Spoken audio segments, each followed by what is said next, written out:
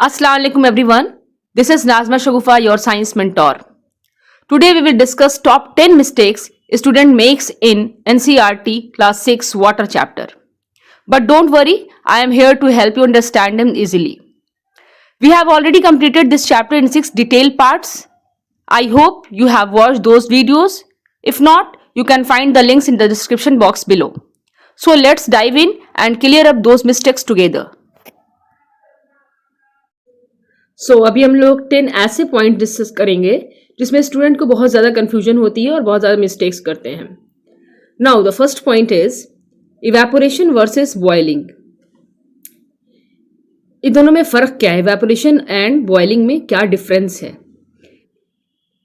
Evaporation happens when water turns into vapour slowly without boiling. Evaporation क्या होता है? उसमें वाटर वेपर में कन्वर्ट कर जाता है स्लोली, और वहां पे क्या नहीं होता है? बॉइलिंग नहीं होती है. ये मेन पॉइंट है कि वाटर वेपर में कन्वर्ट करता है स्लोली, ग्रेजुअली, लेकिन वहां पे बॉइलिंग नहीं होती है. For example, when a puddle ड्राइज up on a sunny day, that's evaporation. Rainy day में क्या होता है? इस तरह से पडल आपको रोड पे देखने को मिलता है, इस तरह से पानी जमा हो जाता है जगह जगह पे. उसके बाद जब सनी डे होता है तो क्या होता है? वो खुद ब खुद वो ड्राई अप हो जाता है. तो वहां पे क्या हो गया? ये पानी क्या हो गया? ऐसा तो नहीं है कि ये पानी पहले बॉयल हुआ, तब इवेपोरेट किया, तब इसका वेपर बन के उठा. ऐसा तो नहीं हुआ. विदाउट बॉइलिंग हुआ है. तो इसी प्रोसेस को जब कहीं पे कोई वाटर है और वो खुद ब खुद ड्राई अप हो जा रहा है, तो इसको कहते हैं इवेपोरेशन. इवेपोरेशन में क्या नहीं होता है? वहां पे बॉइलिंग नहीं होती है. तो यहाँ पे सबसे बड़ा जो रोल है ना, वो है टेम्परेचर का. किस चीज का रोल है? टेम्परेचर का. ठीक है. और बॉइलिंग में क्या होता है कि हम लोग सब लोग जानते हैं कि वाटर बॉयल कितने डिग्री पे करता है? 100 डिग्री सी पे करता है वाटर बॉयल. ठीक है. तो 100 डिग्री सी पे वाटर बॉयल करता है, फिर वो स्टीम में कन्वर्ट करता है. ठीक है. इस तरह से होता है बॉइलिंग में.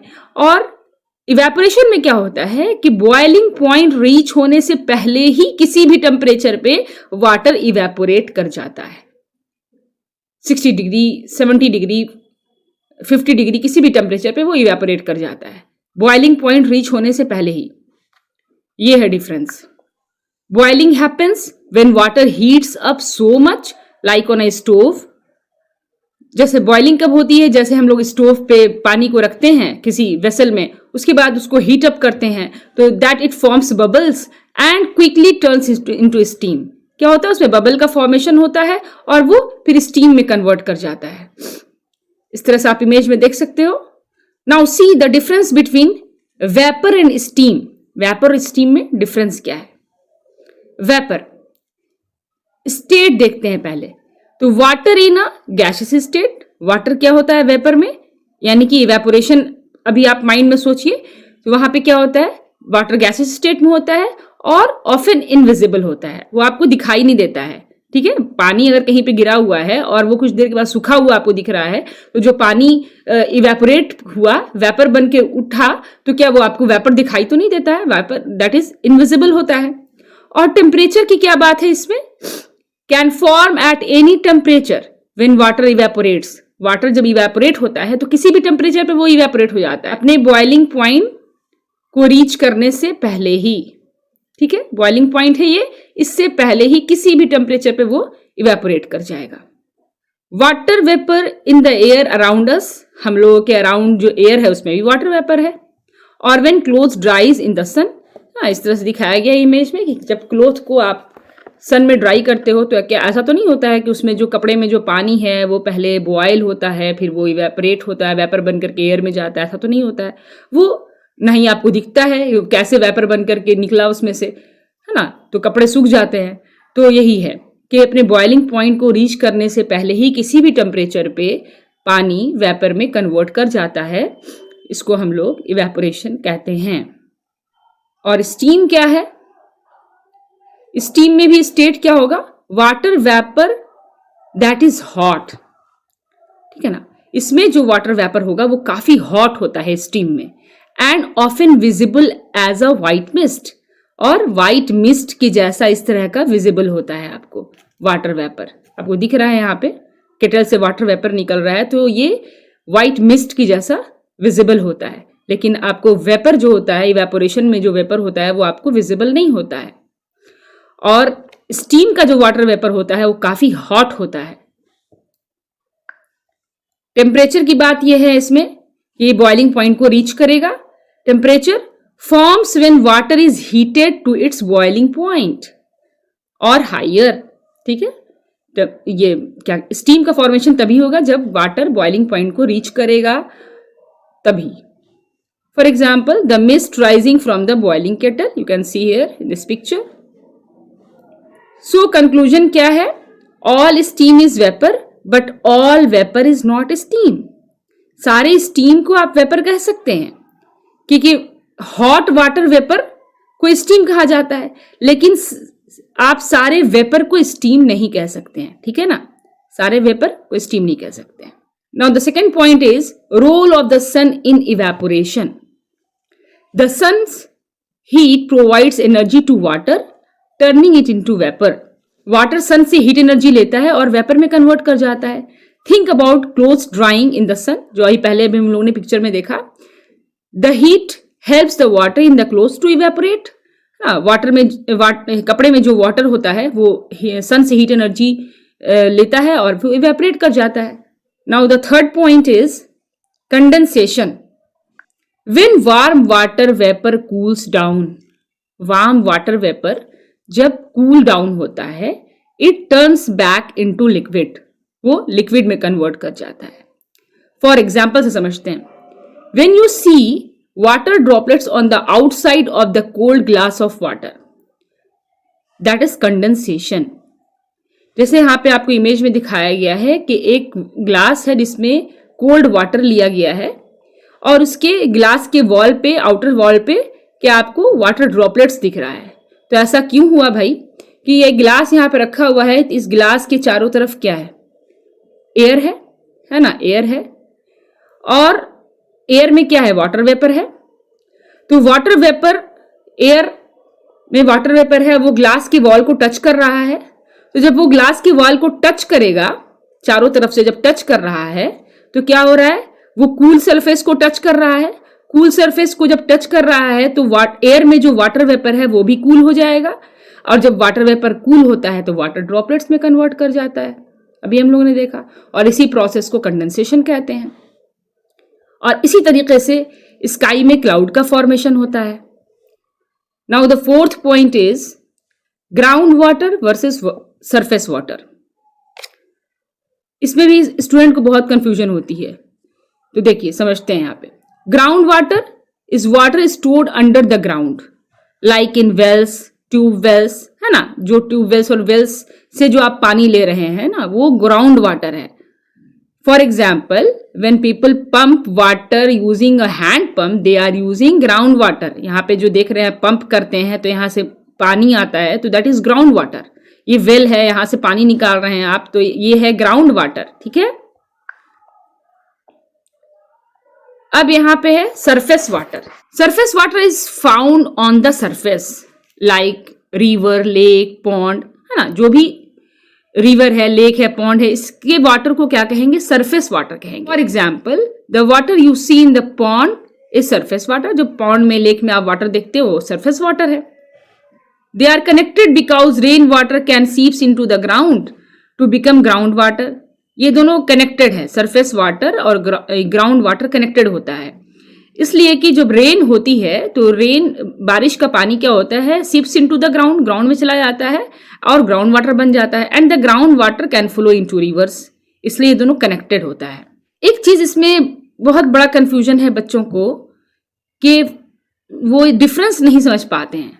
पॉन्ड एंड लेक में डिफरेंस, है ना, पॉन्ड एंड लेक में डिफरेंस भी नहीं समझ पाते हैं, और सी और ओशन में भी डिफरेंस नहीं समझ पाते हैं। ठीक है, और अगर सी और ओशन को मिला लिया जाए और पॉन्ड और लेक को मिला लिया जाए तो ये दोनों का आपस में डिफरेंस नहीं समझ पाते हैं। तो देखिए अभी आपको बिल्कुल ये इजी वे में क्लियर हो जाएगा। पहले हम लेते हैं पॉन्ड और लेक को एक साथ कंसीडर करते हैं और सी और ओशन को एक साथ कंसीडर करते हैं। ठीक है, तो पॉन्ड और लेक के बारे में कहा जाता है कि इट इज फ्रेश वाटर। क्या है? फ्रेश वाटर, फ्रेश वाटर है। और सी और ओशन के बारे में कहा जाता है इट इज नॉट फ्रेश। क्या? नॉट फ्रेश, ये फ्रेश वाटर नहीं है। पॉन्ड और लेक को फ्रेश वाटर इसलिए कहा जाता है क्योंकि इसको आप ड्रिंकिंग पर्पस के लिए यूज कर सकते हैं, डोमेस्टिक पर्पस के लिए, एग्रीकल्चर के लिए, इंडस्ट्रीज में यूज कर सकते हैं, है ना। इसको हर काम के लिए यूज कर सकते हैं आप। तो ये हम लोगों के लिए फिट है, इसलिए इसको हम लोग फ्रेश वाटर कहते हैं। लेकिन सी और ओशन का वाटर हम लोगों के लिए फिट नहीं है, इसमें बहुत ज़्यादा सॉल्ट होता है डिजॉल्व, तो इसको हम लोग ना ड्रिंकिंग के लिए ना किसी भी अदर पर्पस के लिए यूज नहीं कर सकते हैं। That is why it is sea और ओशन के वाटर को हम लोग फ्रेश वाटर नहीं कहेंगे।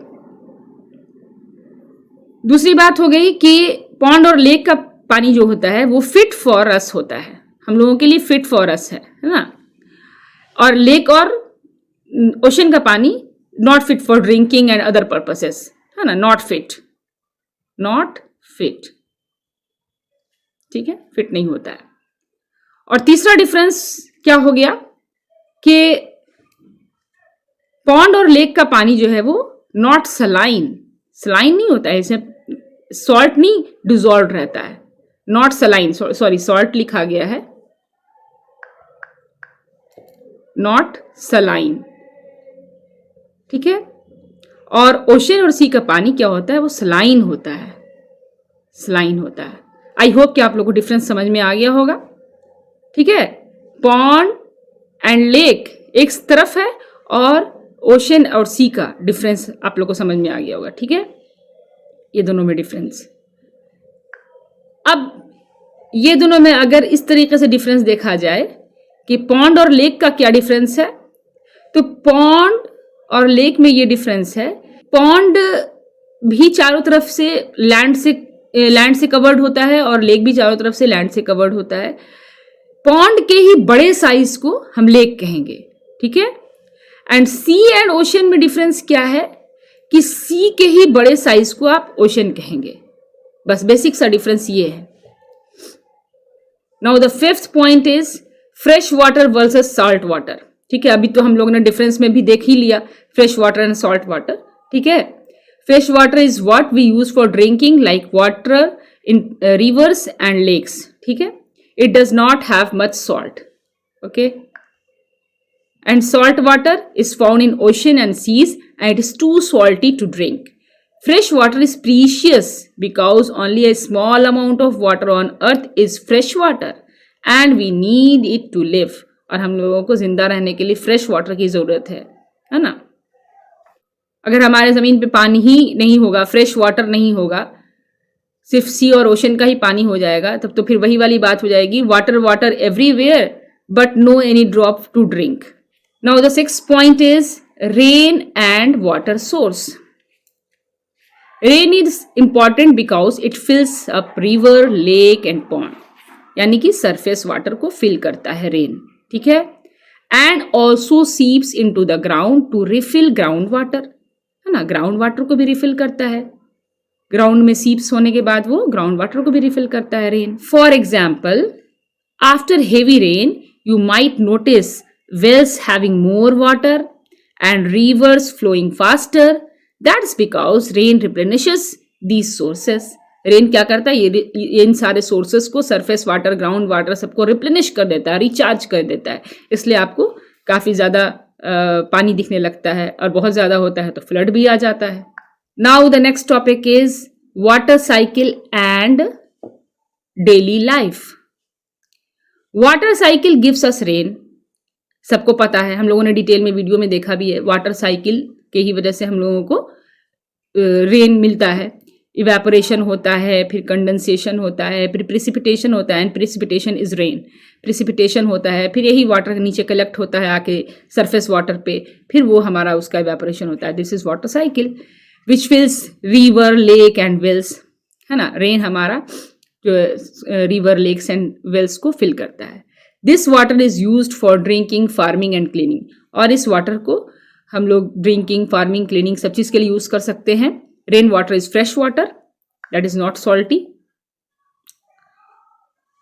For example, the water you drink from the tap और the food you eat depends on the water cycle. जो हम लोग टैप से वाटर ले रहे हैं और पी रहे हैं, और जो भी हम लोग खाना खा रहे हैं, जो भी हम लोग एग्रीकल्चर फूड से जो भी क्रॉप्स हम लोगों को मिल रहा है, तो वो क्या है, सब वाटर साइकिल पे ही डिपेंड है। Pollution and the water cycle, बहुत इंपॉर्टेंट पॉइंट है। Pollution and the water cycle, pollution कैसे वाटर साइकिल को इफेक्ट करता है, ठीक है। पॉल्यूशन फ्रॉम फैक्ट्रीज, गार्बेज और केमिकल मेक्स वाटर डर्टी, ठीक है। जो भी फैक्ट्रीज से पॉल्यूशन निकल रहा है, गार्बेज है, केमिकल्स है, वो सारे क्या करते हैं, वाटर को डर्टी कर देते हैं। This effect river, lakes, rain which can harm plant, animal and people. अब ये सारे जो गार्बेजेस, केमिकल्स, फैक्ट्रीज के जो भी वेस्ट हैं, सबको जो पानी में डाल दिया जाता है, रिवर वाटर, लेक में, पॉन्ड में, तो ये क्या होता है कि इसकी वजह से प्लांट, एनिमल और पीपल सबको हार्म होता है। Example, throwing garbage in river can make the water unsafe to drink, है ना। अगर गार्बेज को रिवर में डाल दिया जाए तो क्या फिर उस तरह के पानी को पीना सेफ होगा? बिल्कुल नहीं। And affect the rain water quality, अब रेन वाटर क्वालिटी को कैसे अफेक्ट करेगा, ये सोचने वाली बात है ना। कि गार्बेज तो डाला गया था रिवर में, पॉन्ड में, लेक में, और फिर वाटर इवेपोरेट हुआ, कंडेंस हुआ, फिर उसका रेन के फॉर्म में ज़मीन पे आया, तो रेन वाटर कैसे अफेक्ट हो गया। तो देखिए, बहुत ज़रूरी है, समझने वाली बात है यहाँ पे, कैसे रेन वाटर इफेक्ट होता है गार्बेज के डंप करने की वजह से। How pollution affect the water cycle, pollution can harm the water cycle in many ways, है ना, disrupting its natural processes. First point है polluted water source. When river, lakes or oceans are polluted with garbage, chemical or waste, the water that evaporates from them carries harmful particle into the atmosphere. जब आप river में, lake में, ocean में garbage, chemical और waste को फेंकेंगे, डालेंगे, तो क्या होगा, जब रिवर, लेक और ओशन का पानी इवेपोरेट करेगा तो वो अपने साथ हार्मफुल केमिकल पार्टिकल्स को भी लेके इवेपोरेट कर जाएगा एटमॉस्फेयर में। For example, factory waste dumped into the river pollutes the water and affect rain quality when the water evaporates, है ना। रेन क्वालिटी कैसे इफेक्ट करेगी कि अभी हम लोग आगे नीचे देखते हैं कि वो जब अपने साथ हार्मफुल केमिकल पार्टिकल्स लेके जाएगा और वो जो वाटर के साथ कंबाइन करता है तो एसिड का फॉर्मेशन कर देता है, और फिर वो एसिड हमारे रेन के फॉर्म में आता है, जिसको हम लोग एसिड रेन कहते हैं। यहाँ पे आप देख सकते हैं इस इमेज में, फैक्ट्रीज है रिवर साइड में, और वहाँ से स्मोक के फॉर्म में भी निकल रहा है जो हमारे एयर को पॉल्यूट कर रहा है, और यहाँ से यहाँ के वेस्ट को भी डंप किया जाता है रिवर्स में, लेक्स में, तो वो भी वाटर को पॉल्यूट कर रहा है। दूसरा पॉइंट है इसका कि एसिड रेन, ठीक है। एसिड रेन कैसे हो जाता है, when pollutant like sulphur and nitrogen from vehicles और factories mix with water vapour. जो फैक्ट्रीज है और हमारे व्हीकल्स, जो भी ऑटोमोबाइल्स चलते हैं, इसमें से क्या होता है, सल्फर गैस, नाइट्रोजन गैस, ये सारे निकलते हैं। तो ये सब जब हमारे एटमॉस्फेयर में जाते हैं और जब वाटर वेपर में जाते हैं और जब वाटर के साथ कंबाइन करते हैं, यहाँ पे जब कंबाइन करते हैं तो sulphuric acid and nitric acid का फॉर्मेशन कर लेते हैं वाटर के साथ कंबाइन करने के बाद, ठीक है। Nitrogen gas and sulphur gas water के साथ कंबाइन करते हैं और sulphuric acid and nitric acid का फॉर्मेशन कर देते हैं। ये दोनों बहुत स्ट्रॉन्ग एसिड है, और जाहिर सी बात है जब ये एसिड ज़मीन पे आएगी तो फिर सबका नुकसान होगा, एनिमल्स का, प्लांट्स का। Acid rain damages plants, buildings and even ground water. Acid rain सब चीज़ को डैमेज कर रहा है। देखिए आप, सबसे बेस्ट एग्जाम्पल इसका तो ताजमहल है। ताजमहल का ये बिफोर पिक्चर दिखाया गया है आपको, ये पहले ये ऐसा था, और एसिड रेन हो करके इसकी हालत ऐसी हो गई है, ये बिल्कुल कोरोड कर गया है, येलोइश हो गया है बिल्कुल। और प्लांट का ये हाल हो जाता है एसिड रेन की वजह से, यहाँ आप देख सकते हैं, हार्मिंग प्लांट्स एंड एनिमल्स, ठीक है ना। Polluted rain water affect plants and animals and depends that depends on clean water for survival. जाहिर सी बात है, सारे एनिमल्स क्लीन ही वाटर पी करके ना सर्वाइव करेंगे, पॉल्यूटेड वाटर पिएंगे तो सर्वाइव नहीं कर पाएंगे। और क्रॉप्स का ये हाल हो जाता है, ठीक है। फॉर एग्जाम्पल, फार्मर्स में struggle with polluted rain water affecting crops. Polluted rain water आएगा यानी मीन्स एसिड रेन होएगा तो क्रॉप्स की ये हाल हो जाएगी। इम्पैक्ट ऑन ग्राउंड वाटर, जो उसका फिर इम्पैक्ट क्या है, ग्राउंड वाटर पे क्या इम्पैक्ट उसका है। तो pollutants can seeps into the ground, ठीक है, ग्राउंड में सीप्स कर जाता है। हमारा जो एसिड रेन हो रहा है वो हमारे ग्राउंड में भी जाएगा एंड कॉन्टामिनेट ग्राउंड वाटर, और हमारे ग्राउंड वाटर को कॉन्टामिनेट करेगा, making it unsafe for drinking and और फार्मिंग। और फिर वो आप पिएंगे तो वो आपके लिए अनसेफ है, फार्मिंग के लिए भी अनसेफ है। How to protect water cycle? Avoid throwing garbage into water bodies, reduce the use of harmful chemicals, ठीक है, हार्मफुल केमिकल के यूज को कम करना है। And plant trees to keep water clean and prevent soil erosion. ये सारे method आप अप्लाई कर सकते हैं वाटर साइकिल को प्रोटेक्ट करने के लिए। Now the next point is water conservation. Water is limited, so we must use it carefully. Simple ways to save water: turn off tap when not in use. Use a bucket instead of shower. When you brush your teeth, don't let the tap run. And the last point is rainwater harvesting. Rainwater harvesting means collecting and storing the rain for later use. तो क्या होता है, जब बारिश होती है तो इस तरह से रूफ टॉप पे इस तरह से क्या होता है, यहाँ पे इस तरह से पाइप दिखाई जा रही है, पाइप के थ्रू पानी नीचे आकर के कलेक्ट हो जाता है। इस तरह से बारिश हुई यहाँ पे, है ना, और पाइप के थ्रू आकर के नीचे यहाँ पे कलेक्ट हो जाता है, इसी को रेन वाटर हार्वेस्टिंग कहते हैं। और फिर जब पानी की स्कैरसिटी होगी या फिर आपको प्लांट को वाटर करना है या क्लीनिंग करना है तो उसमें आप इस पानी को यूज़ करेंगे, है ना। और यहाँ पे जो ओपन सरफेस है, यहाँ से भी एक पाइप कनेक्टेड है जो आकर के नीचे टैंक में है और टैंक से फिर नीचे जो है ग्राउंड वाटर में वो जा रहा है। इस तरह से ग्राउंड वाटर भी हमारा रिचार्ज हो जाएगा। Rain water harvesting means collecting and storing rain for later use. Example, some houses have tanks that collect rain water from roofs. This water can be used for watering plants और washing. It is a smarter way to save water and protect the environment. If you found this video helpful, then like, subscribe for more educational videos. And if you got any questions or doubt, leave a comment without any hesitation. We will be happy to help. Let's learn together. Thank you.